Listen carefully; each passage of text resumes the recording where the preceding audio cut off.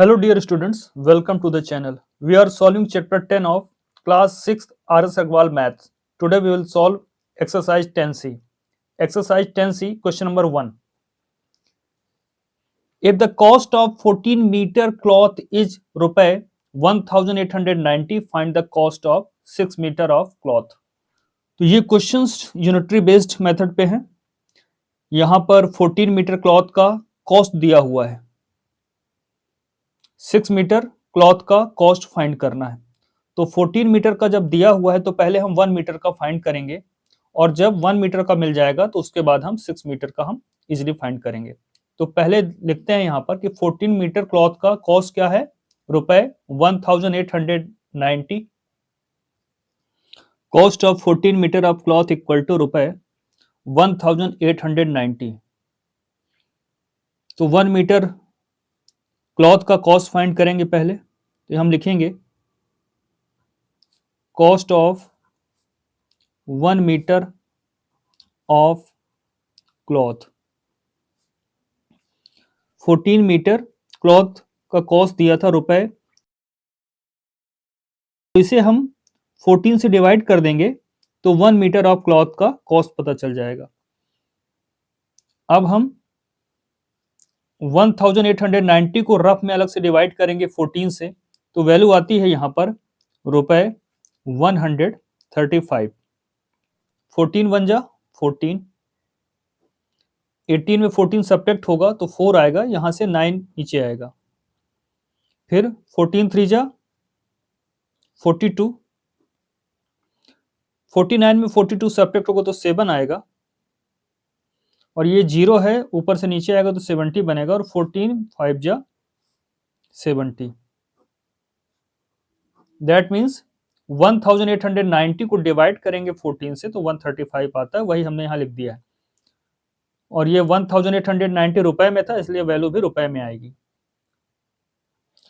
तो जब भी मैनी की वैल्यू दी हो और 1 की वैल्यू फाइंड करना हो तो डिवाइड करेंगे. तो जब भी ज्यादा की वैल्यू दी हो और 1 की वैल्यू फाइंड करनी हो तो डिवाइड करेंगे. अब जब यूनिट वैल्यू पता चल जाती है, 1 की वैल्यू पता चल जाती है और ज्यादा की वैल्यू फाइंड करनी हो तो मल्टीप्लाई करते हैं. तो यहां पर 1 मीटर ऑफ क्लॉथ की वैल्यू रुपए 135 हमने फाइंड कर लिया है. अब हमें 6 मीटर ऑफ क्लॉथ की वैल्यू फाइंड करनी है. तो क्या करेंगे, जो भी 1 मीटर क्लॉथ की वैल्यू है उसका 6 टाइम कर देंगे, क्योंकि अब क्लॉथ 6 टाइम हो चुका है, उसकी लेंथ 6 मीटर हो गया है, तो ये जो कॉस्ट है वो भी 6 टाइम हो जाएगी. तो यहां हम लिखेंगे cost of 6 metre of cloth equal to 1 metre of cloth की जो कॉस्ट है उसका 6 टाइम कर देंगे. तो जब यहां पे मल्टीप्लाई करेंगे तो वैल्यू आएगी रुपए 810. तो क्वेश्चन में पूछा गया था find the cost of 6 metre of cloth. Therefore the cost of 6 metre of cloth is रुपए 810. आंसर का स्टेटमेंट बनाना चाहे तो लिख सकते हैं यहां पर. तो यहां पर हमने ये स्टेटमेंट बना लिया है. इसके साथ ही क्वेश्चन नंबर 1 कंप्लीट होता है. आइए देखते हैं question number 2. Question number 2, if the cost of a dozen soaps is रुपए 285.60, what will be the cost of 15 such soaps. तो यहां पर 1 डजन सोप्स का कॉस्ट दिया हुआ है रुपए 285.60 और यहां पे फाइंड क्या करना है, cost of 15 soaps. A dozen soap मतलब 12 सोप. तो 12 सोप की कॉस्ट दी हुई है, तो पहले ये लिख लेते हैं कि 1 डजन इक्वल टू 12 होता है. यहां लिखेंगे 1 डजन, किसी भी चीज का 1 डजन का मतलब होता है उसकी क्वांटिटी 12 में है. दैट मीन्स वो 12 में है. नंबर ऑफ ऑब्जेक्ट कितने हैं, 12. अब 1 डजन का कॉस्ट दिया हुआ है, दैट मीन्स 12 सोप्स का कॉस्ट दिया हुआ है, तो इसे लिख लेते हैं cost of 12 soaps equal to रुपए 285.60. अब आसानी से 1 सोप का कॉस्ट फाइंड कर लेंगे. जो 12 सोप्स का कॉस्ट है उसको डिवाइड कर देंगे 12 से, तो कॉस्ट ऑफ 1 सोप मिल जाएगा. तो जब हम डिवाइड करते हैं तो वैल्यू आती है रुपए 23.80. 23 रुपए 80 पैसे।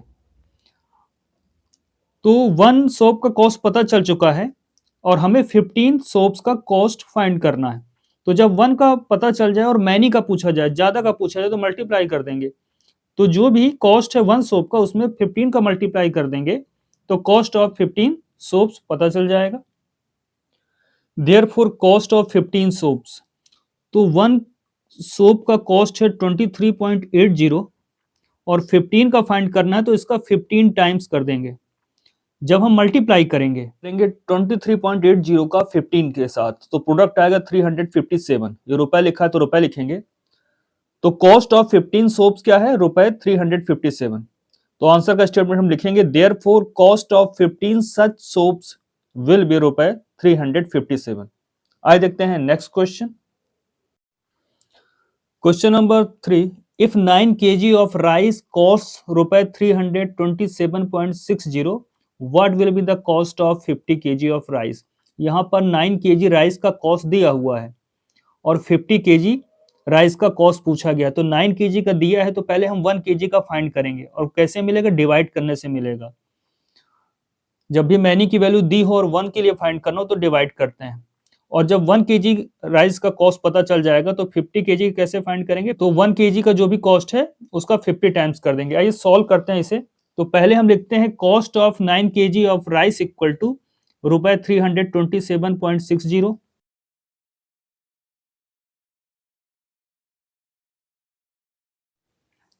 अब यहां पर 1 kg ऑफ राइस का कॉस्ट क्या होगा?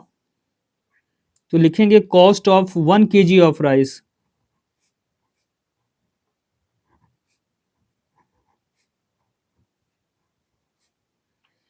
तो 9 kg राइस का जो कॉस्ट है उसको 9 से ही डिवाइड कर देंगे। दैट मीन्स रुपए 327.60 को 9 से डिवाइड कर देंगे, तो 1 kg ऑफ राइस का कॉस्ट पता चल जाएगा। अब इसको रफ में अलग से डिवाइड कर लेते हैं, या यहां अलग से दिखा भी सकते हैं, दिखाना चाहें तो देखिए अलग से 9 से डिवाइड करते हैं। तो 9 3 जा 27, 32 में 27 सब्ट्रैक्ट होगा तो 5 आएगा। सब्ट्रैक्शन के बाद क्या करते हैं, एक डिजिट ऊपर से नीचे आती है डिविडेंड से, तो ये 7 आ गया। अब 9 6 जा 54, 57 में 54 जाएगा तो 3 आएगा।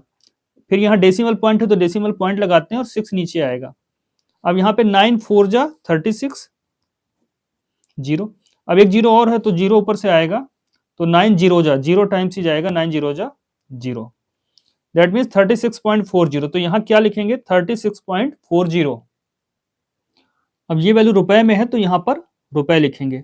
तो 1 kg ऑफ राइस का कॉस्ट पता चल चुका है। तो 50 kg ऑफ राइस का कॉस्ट क्या होगा? जब 1 का मालूम हो और ज्यादा का फाइंड करना हो तो मल्टीप्लाई कर देते हैं, मैनी का फाइंड करना हो तो मल्टीप्लाई करते हैं। तो जो भी 1 kg राइस का कॉस्ट है उसका 50 टाइम्स कर देंगे या 50 से मल्टीप्लाई कर देंगे, तो हमें 50 kg ऑफ राइस का कॉस्ट पता चल जाएगा। तो यहां हम लिखेंगे therefore cost of 50 kg of rice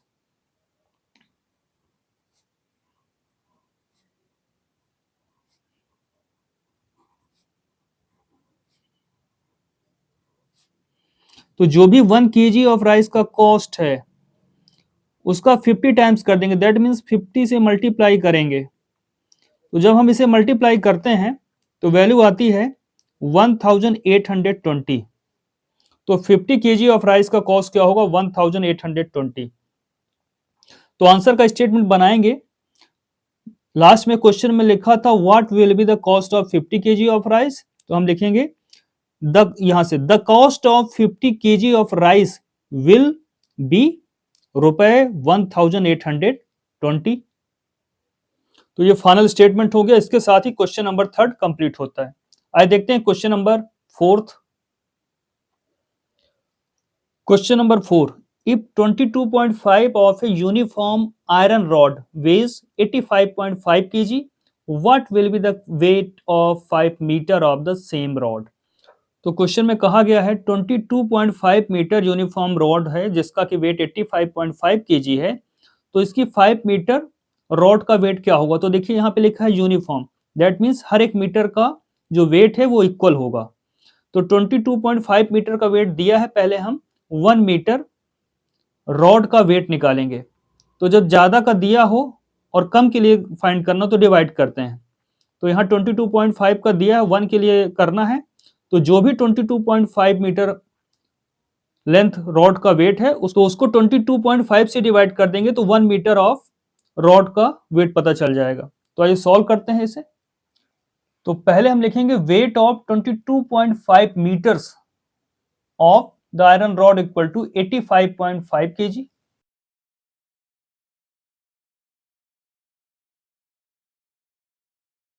तो weight of 1 metre of the iron rod क्या होगा? तो 22.5 से डिवाइड कर देंगे 85.5 को, केजी में थी 85.5 केजी, तो ये वैल्यू भी केजी में ही आएगी। अब दोनों ही 1 डेसिमल प्लेस के नंबर है, यहां भी 1 डिजिट के पहले एक डेसिमल पॉइंट है, यहां पर भी 1 डिजिट के पहले डेसिमल पॉइंट है। तो ये हो जाएगा 85.5 क्या हो जाएगा 855 डिवाइडेड बाय 225 और ये वैल्यू केजी में ही आएगी। तो इसको डिवाइड करते हैं तो वैल्यू आती है 3.8 केजी।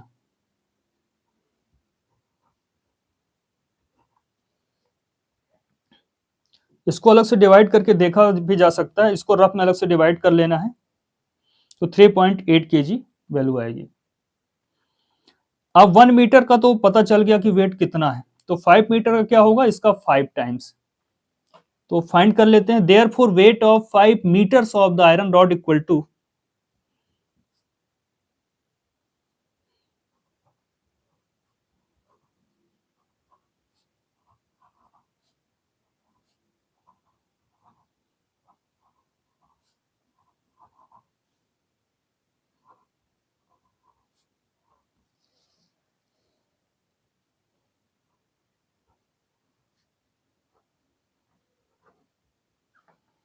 जो भी 1 मीटर आयरन रॉड का वेट है उसका 5 टाइम्स कर देंगे, दैट मीन्स 5 से मल्टीप्लाई कर देंगे तो जितना भी केजी आएगा वही इसका आंसर होगा। तो जब मल्टीप्लाई करते हैं तो वैल्यू आती है 19 और केजी लिखा है तो केजी लिखते हैं। तो what will be the weight of 5 metre of the same rod?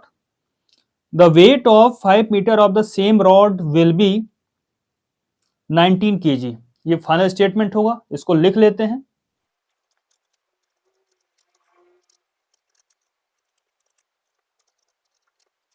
Therefore, the weight of 5 meter of the same rod will be 19 kg। इस तरह से क्वेश्चन नंबर 4 कंप्लीट होता है। इसके बाद के क्वेश्चन हम लोग नेक्स्ट क्लास में सॉल्व करेंगे।